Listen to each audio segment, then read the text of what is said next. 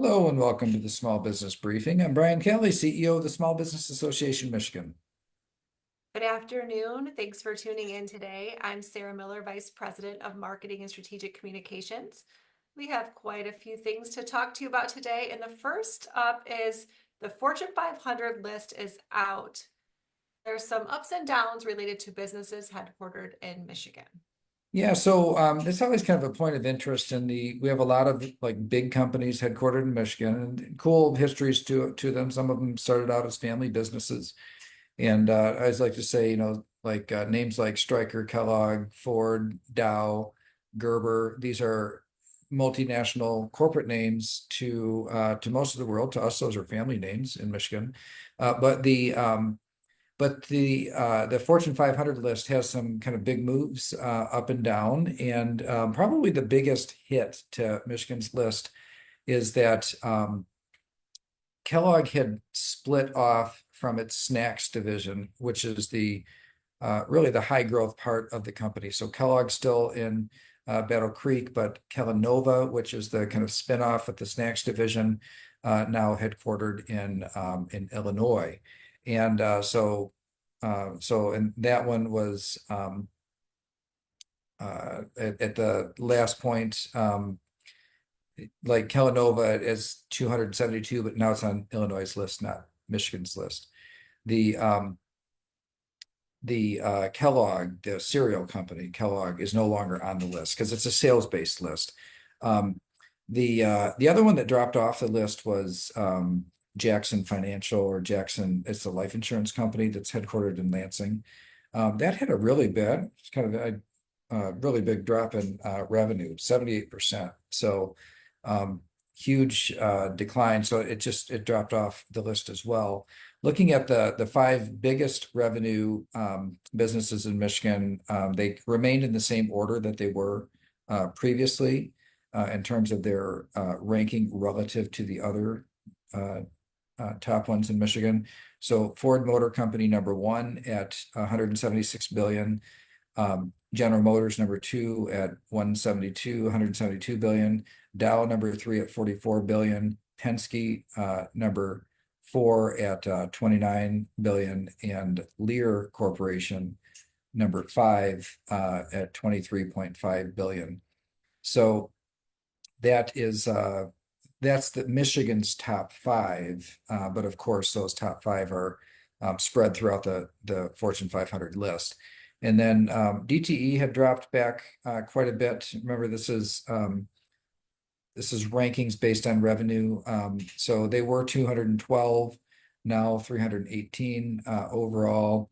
And Detroit-based Ally Financial saw the biggest jump, moving up 81 spots on the overall list. So no real huge surprises, if you will, but a couple hits to Michigan's list. It's kind of one of these things that how many of the Fortune 500 do you have headquartered in your state is something a lot of people pay attention to, and a couple of them, namely being Kellogg and Jackson National, just dropping off the list entirely, and then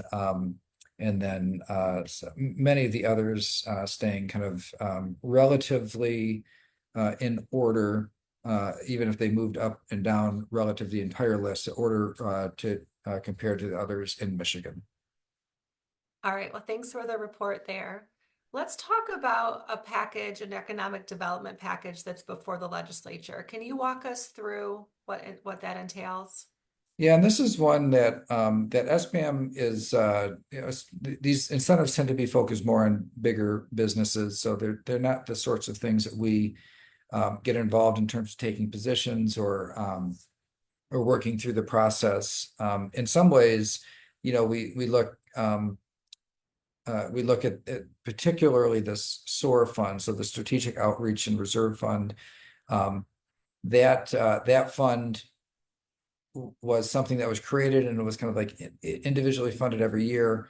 Back last year, there was a revenue stream that was directed into that fund every year. So it gets $500 million a year that just automatically goes there. It's written into the tax code. Taxes collected, 500 million goes into the SOAR fund.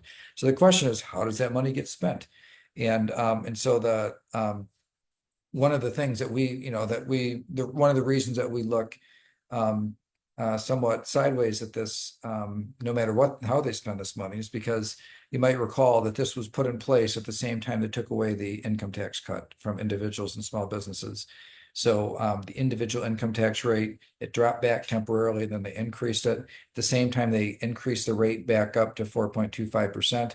It's about a $600 million hit.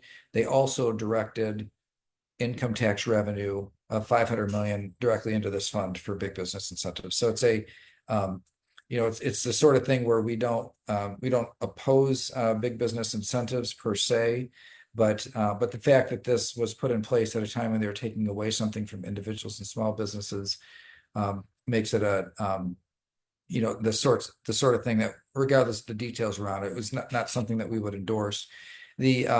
But there is some controversy and some energy around which way they go with this. And so there's a proposal that that is floating around now and had a hearing in the legislature and would need to be a part of the budget if it makes it through, although that's a big if. It would take about half of that money and put it toward transit systems and housing. And then the other half still leave toward the larger scale economic development projects. So it's a pretty big shift of the resources into and there are many people who view like a more robust transit system as an economic development tool. I think it is fair to question whether or not it's one of those things. Transit systems are really expensive, and so what's not clear from what's been shared so far is how far would that go? So $200 million a year into transit systems, would it build subway systems or rail systems that are like really well developed like you see in other cities, or would it be some extra bus lines? Like that, I think that's kind of an open question. And it seems like it might have a hard time making it all the way through the process to make a change like that, unless they're really able to articulate what comes along with it. So it's being hotly contested. There are some other proposals that are on the table as well. And I view that as one of the more interesting sidelines in this year's budget. All right, let's stick with state government and the budget and talk about funding related to preschool. Yeah, this is one of the areas that we are quite concerned about. You've heard us speak very positively about many of the state's efforts to expand childcare, both affordability for individuals, for workers that need to buy childcare, but also for small businesses that offer childcare. Part of that is early childhood education, both in the public and the private sector side. So in the House and the Senate, they have different proposals. We have different concerns about both of those approaches.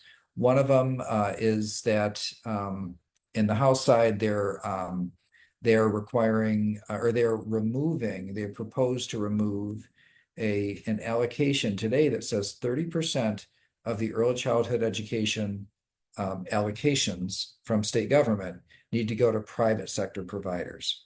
So private preschools and daycares that provide daycare services that they are eligible for early childhood education resources today, but there's also schools that provide that as well. So right now there's something that says, this is something that doesn't just all go to the public education system, they're private providers.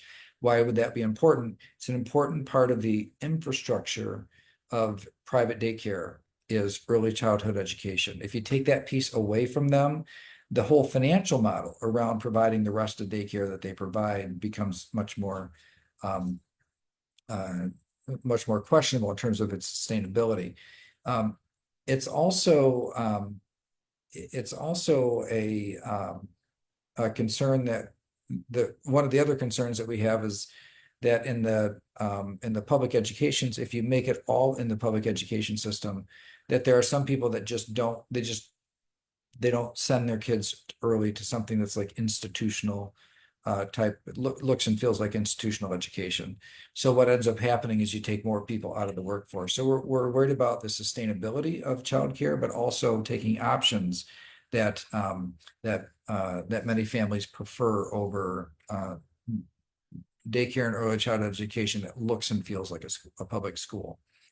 The so we're concerned about that. That's on the House side. On the Senate side, in the budget, they have a requirement that in their version of the budget that would require private daycare and preschools to pay a salary and wage benefit and pay structure that was equal to the local public school. And that's really not very realistic without totally changing the cost for families that utilize those services. So a school district has a system where there's there's a retirement system and a union contract, and it's something that like the state considers when they fund for a private daycare provider. When this is only a small piece, early childhood education is often only a small piece of what they do.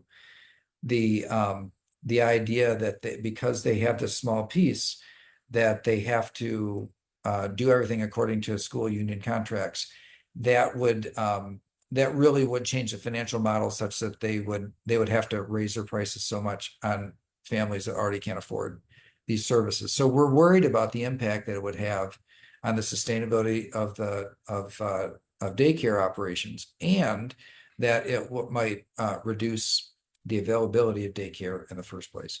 So these are two separate issues on both sides of the Capitol. So we've made a lot of good progress in child care support over the last couple of years. We're just hoping to kind of get out of that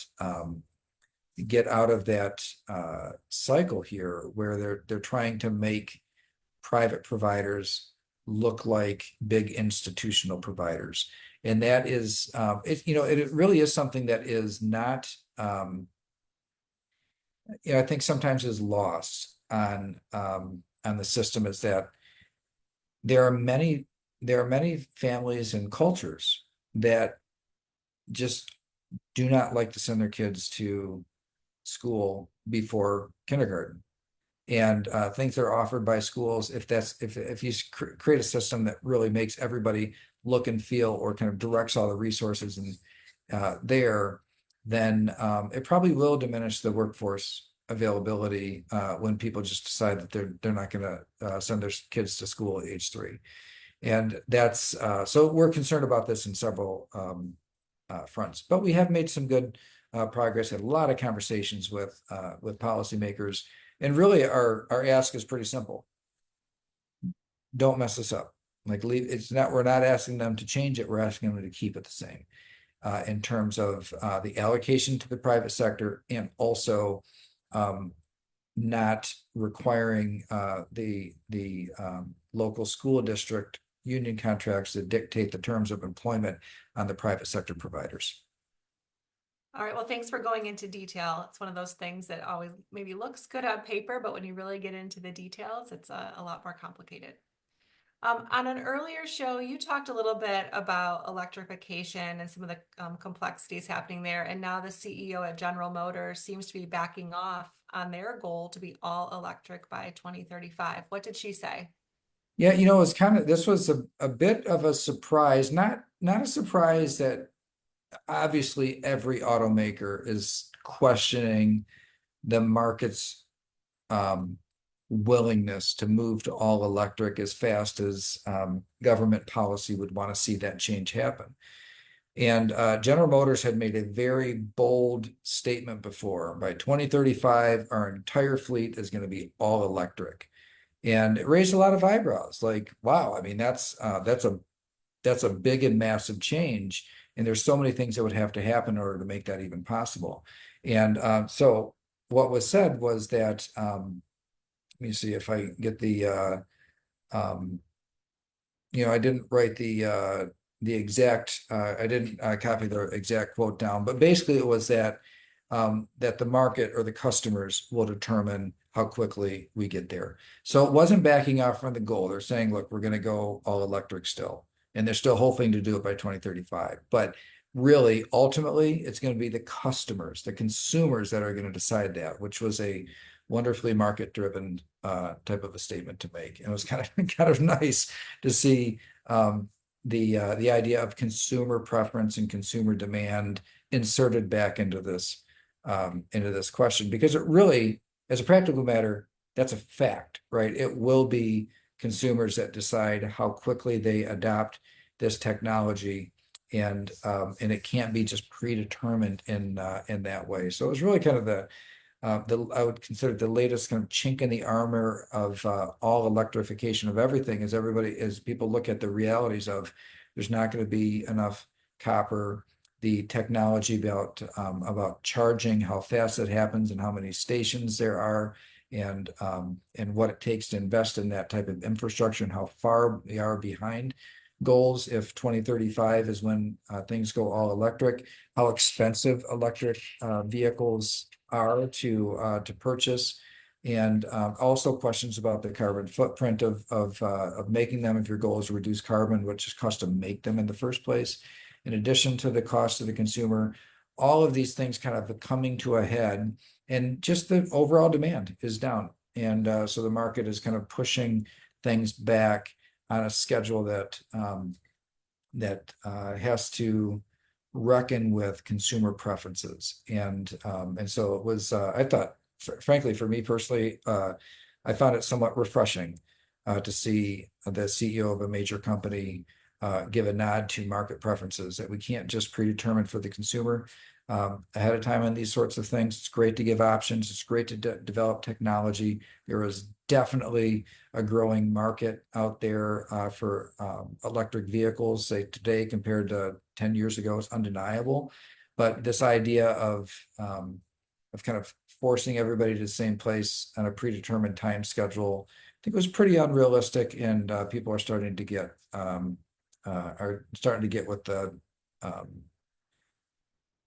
with the realization that it's at the end of the day, it's the consumers who will decide. All right, next, Brian, I want to talk a little bit about the adopt and amend ruling. We're expecting that ruling. It could be any day now, really. And so you've kind of outlined, the potential outcomes here. So why don't you share that with our viewers?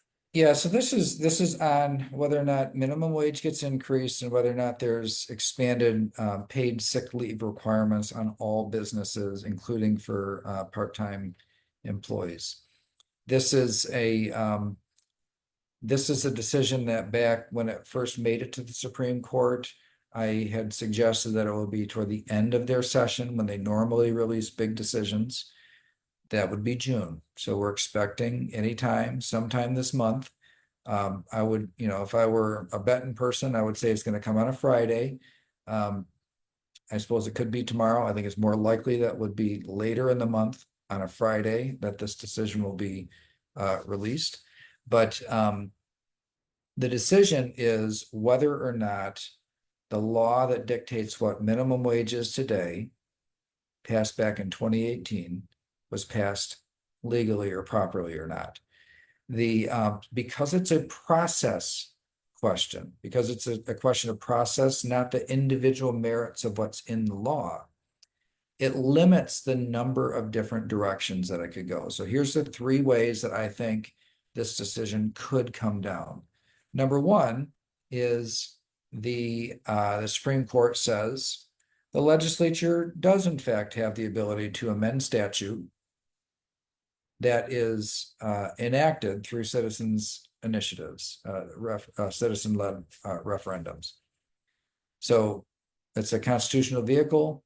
Citizens can petition the government to pass a new law.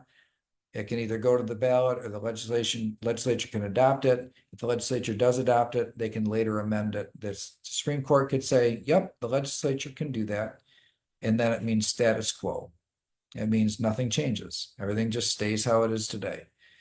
So in other words, that would be in favor of the defendants in this case, which the defendant is technically the state, the defending its own law. The now, if the plaintiffs, Mothering Justice is the main the name of the plaintiff, the organization that has challenged the process.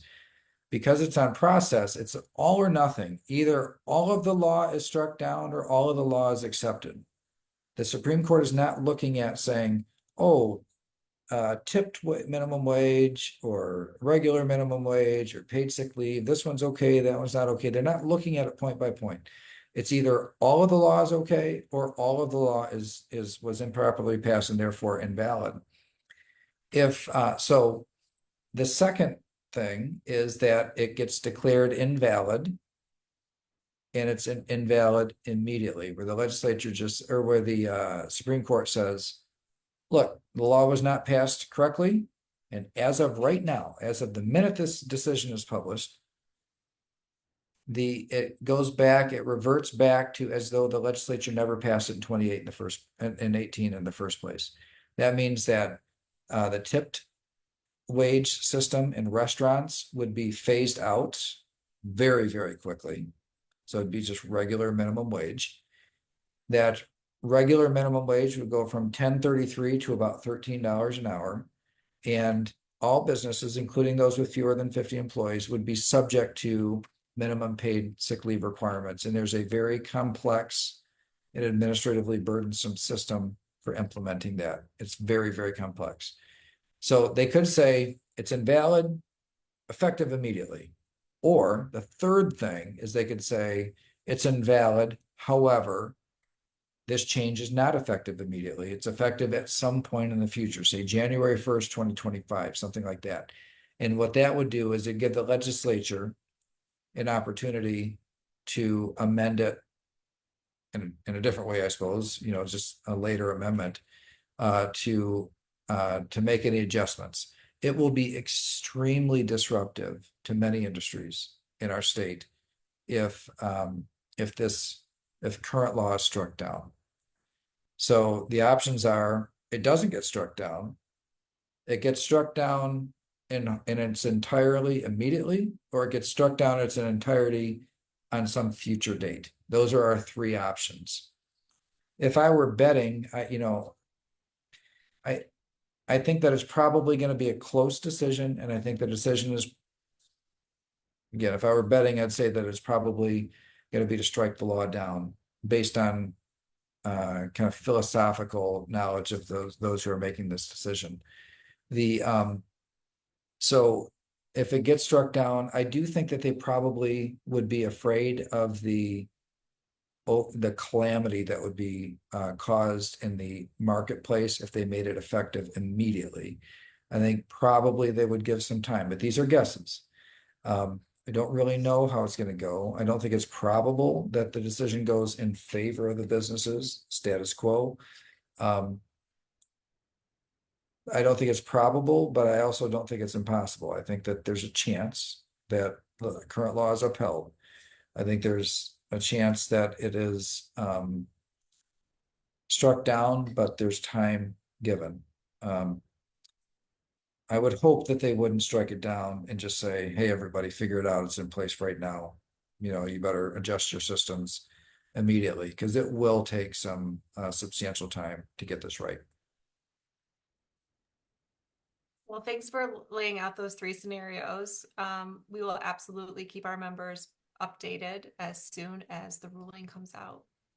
All right, Brian, we are doing a special Data Thursday presentation today. That's right. We didn't get around to it on Monday, so I want to share with you pretty interesting data here.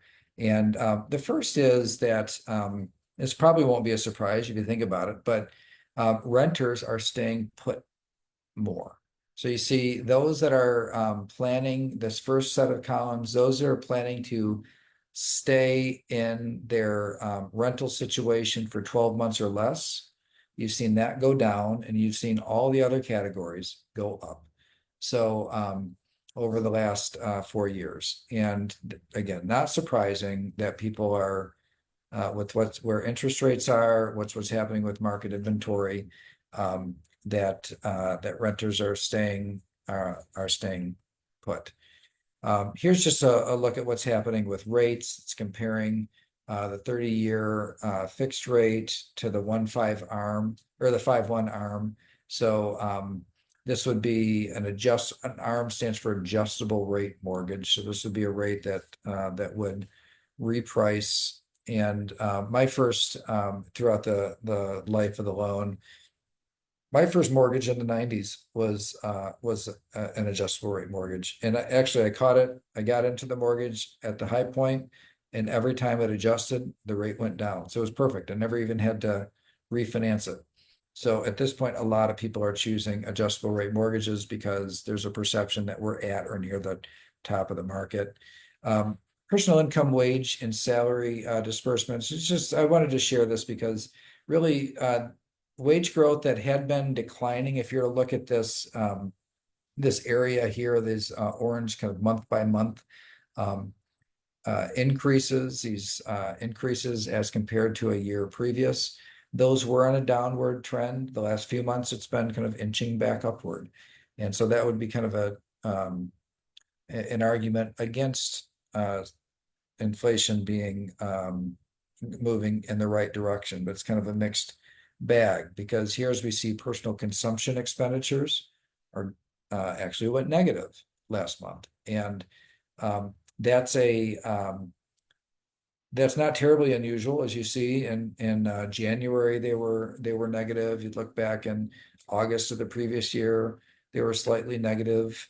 So this would be kind of on the side of a cooler economy here, which would be on the side of maybe inflation is in decent shape. And then government transfer payments as a percentage of personal income. What this means is of personal income out there in America, what percentage comes from some sort of public subsidy?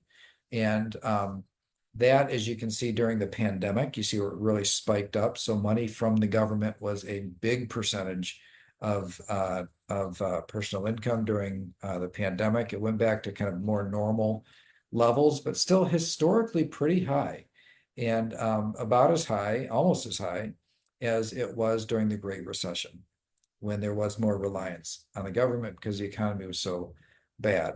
In this case, 17.61% of personal income is from direct support from transfer payments from the government. The personal savings as a percent of disposable income, you'll see is falling back down. So it was way up during the pandemic because people had income and some extra money from the government, and no, you couldn't do anything, you couldn't spend it. So like savings went way up, and then they fell down, and they fell down to a level that was lower than the pre-pandemic experience. And then they seem to kind of make a comeback. Savings make a comeback, but now kind of sliding back down again. Again, not a surprise. Everything is so expensive. So personal savings as a percent of disposable income is lower and appears to be declining historically at a fairly low point. And then finally, I just wanted to share a Gallup poll that they do some great work, and they ask these same questions in their polls over time, so you can really look at trends. What's the most important problem in the U.S.? And what was kind of interesting here is to see that the number of those, immigration's been in the news a lot. That actually has come down some, and what has gone up is the government, concern about the government, and then also you'll see that the concern about the economy in general had been going up and has held steady, and then inflation also holding steady, actually slightly less.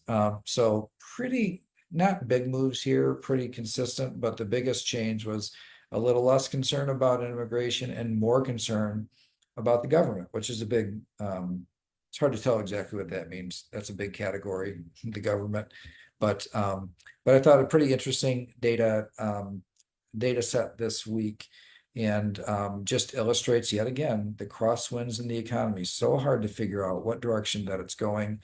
And but we do know that the public sentiment is pretty negative right now.